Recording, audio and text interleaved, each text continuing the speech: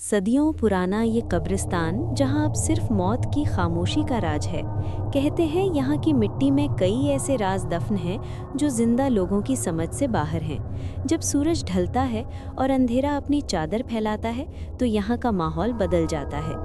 इस सन्नाटे को तोड़ने वाली एक मखलूक है, एक काली बिल्ली। ये कोई आम बिल्ली नहीं है। इसकी चमकती हुई आंखें अंधेरे में बिल्कुल किसी दीवे की तरह जलती हैं जो हर अनजान कदम पर नजर रखती है। गांव के बुजुर्ग कहते हैं कि ये बिल्ली इस कब्रिस्तान की मुहाफिज है। कुछ लोग इसे एक भटकती हुई रूह समझते हैं और कुछ का ख्याल है कि ये किसी पुराने जादू का हिस्सा है जो यहाँ सदियों से कैद है। लेकिन समीर, जो शहर से आया था, इन पुरानी कहानियों पर यकीन नहीं रखता था।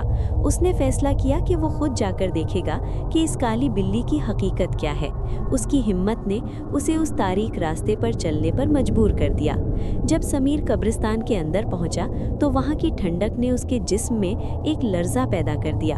हर तरफ खामोशी थी, लेकिन फिर उसे वही काली बिल्ली नजर आई जो एक पुरानी कब्र पर बैठी उसका इंतजार कर रही थी। बिल्ली भागी नहीं, बल्कि आहिस्ता से उठी और कब्रों के दरमियान चलने लगी। समीर को ऐसा लगा जैसे वो उसे कहीं ले जाना चाहती है। खौफ के बावजूद समीर ने उस काली परछाई का पीछा करने का फैसला किया। समीर ने मौज़ोलियम की दहलीज पर कदम रखा तो उसे महसूस हुआ जैसे हवा भारी हो गई हो। अंदर की दीवारों पर अजीबोगरीब निशानात बने हुए थे जो शायद सदियों से किसी ने नहीं देखे थे। फ्लैशलाइट की रोशनी में वो निशान चमकने लगे। बिल्ली एक पुरानी कब्र के पास जाकर रुक गई जो बाकी कब्रों से अलग थी। समीर ने गौर किया तो देखा कि उस कब्र पर कोई नाम नहीं था, सिर्फ एक काली बिल्ली की शक्ल बनी हुई थी। अचानक उसकी फ्लैशलाइट ने झटके खाना शुरू कर दिए। सन्नाटे में किसी के रोने की आवाज गूंजी।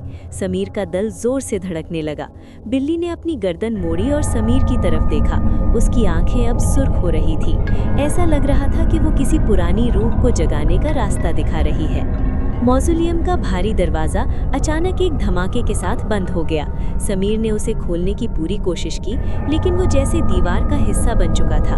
अंधेरे में अब वो रोने की आवाज़ और साफ सुनाई दे रही थी। ये किसी औरत की आवाज़ थी जो मदद मांग रही थी।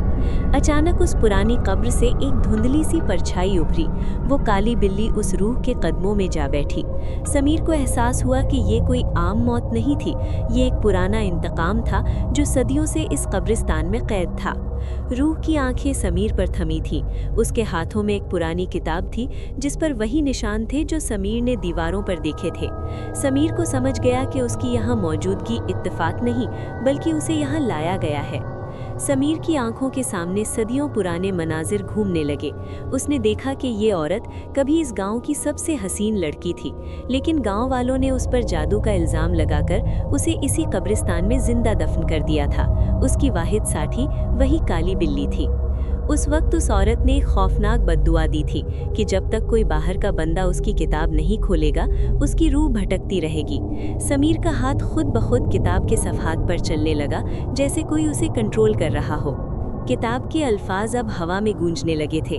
कब्रिस्तान की हर कब्र से एक अजीब सी रोशनी निकलने लगी। समीर को महसूस हुआ कि उसकी अपनी पहचान मिट रही है और वो इस सदियों पुरानी दास्तान का एक हिस्सा बनता जा रहा है। समीर की आंखों में अब वो पुराना खौफ नहीं था, बल्कि एक अजीब सा जुनून था। उसके चारों तरफ उन लोगों की रूहें नमूदार होने लगी जिन्होंने सदियों पहले उस लड़की पर जुल्म किया था। वो काली बिल्ली अब एक छोटी मखलूक नहीं रही थी, बल्कि एक अजाब बनकर खड़ी हो गई थी। मौज़ोलियम की दीवारों से खून रिसने लगा और पूरा कब्रिस्तान एक चीख से लरज़ उठा। ये चीख समीर की नहीं थी, बल्कि उन सदियों से दबी हुई सिसकियों की थी जो आज आज़ाद हो रही थी।